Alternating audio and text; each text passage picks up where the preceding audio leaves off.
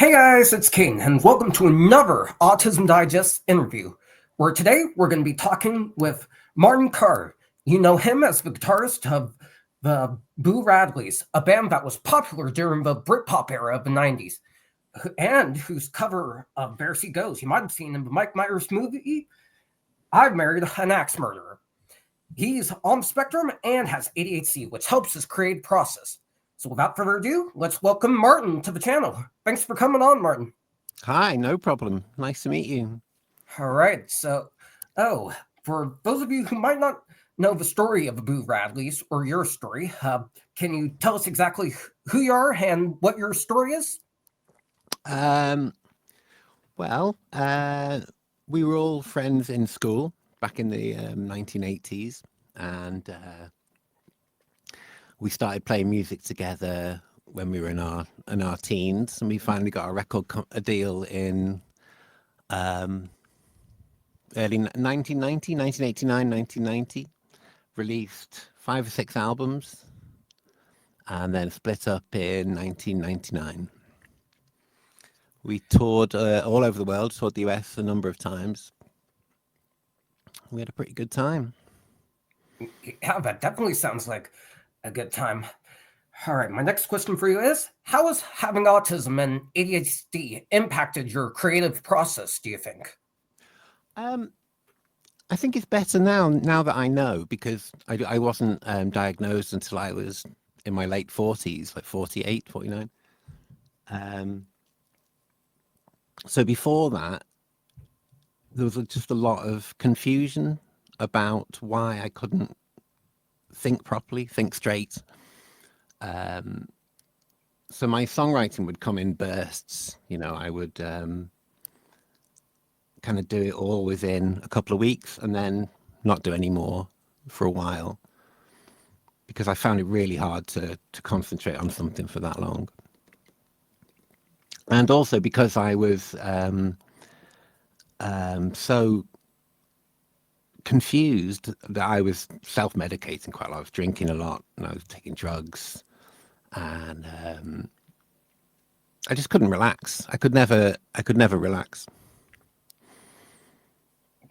Oh, But now that I know, I can embrace it and kind of use different methods that I have, so that when I don't feel like working, I can still work. And when I do feel like working, I'm much more focused instead of just being distracted by everything, Yeah, absolutely. I'm the same way, honestly. I was diagnosed with autism at 2 years old. I'm about to be 21 come this July, and it took me a long time to embrace it. Yeah.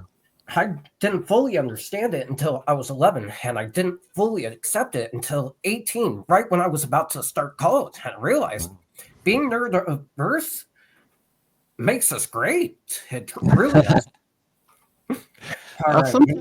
Sometimes I don't like this, that it's a superpower, the ADHD part, because for me, it's just been, I think because I didn't know, it's been a kind of heartache in my life, because I didn't know what it was. I didn't know how to deal with it. Yeah, I absolutely understand. My next question for you is, how did it feel to have a song placed in a Mike Myers movie, one of the biggest actors in the world and one of the most popular in the 90s? Well, that was something that we didn't really want to do, and our record company thought it would be good for us because we were, I think it was just before we flew out to America for the first time, and they kind of made us do it, and so that's it. I mean, I've never even seen the film, so I don't I really. honestly haven't either. I just thought that was a cool opportunity you guys had. Yeah, it was a good opportunity. I don't know if it did us any good, but uh, it makes sense to me now that they would want us to do that before we went to America, because in America, that is pretty much the thing that we're most known for. Yeah, I totally get that. My next question for you is, what's your advice to anyone, neurodivergent or not, who wants to make it big in the music industry? Well,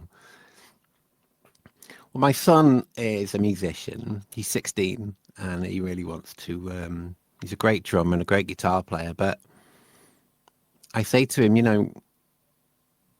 we look at me. We haven't got any money, and why would you want to do this job? And I was, relatively successful.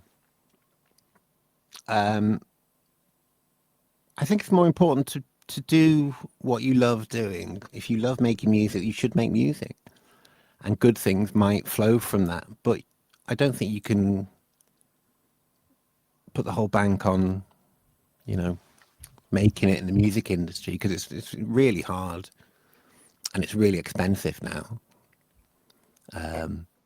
If I go out and do a gig now, I'm getting paid the same as I did in 1990, and everything else is much more expensive. Yeah, I definitely can't argue with that. All right, my last question for you is, what does the future hold for both the Boo Radleys and yourself? Can we see the new Boo Radleys reunion tour in the future? Well, you can, but I won't be in it because I wasn't invited. They've been doing it for a couple of years now, and they didn't want me to do it. I don't know why they didn't want me to do it, but I can guess why, because I was really hard to work with. And I was a songwriter. And I realize now that it was kind of a control thing, that I didn't want anyone else to write songs, and I wanted to do as much as I could on the tracks. And, I pushed everyone out. And they just want to do their own songs. So they've got back together and they're doing that. And I'm making my own music. All right. Sounds good. Thank you so much for coming on. And that's going to do it for this interview. If you guys want to see more inspiring individuals on the spectrum, be sure to like, comment, and subscribe to the Autism Digest YouTube. Thank you guys so much for watching, and I'll see you in the next one.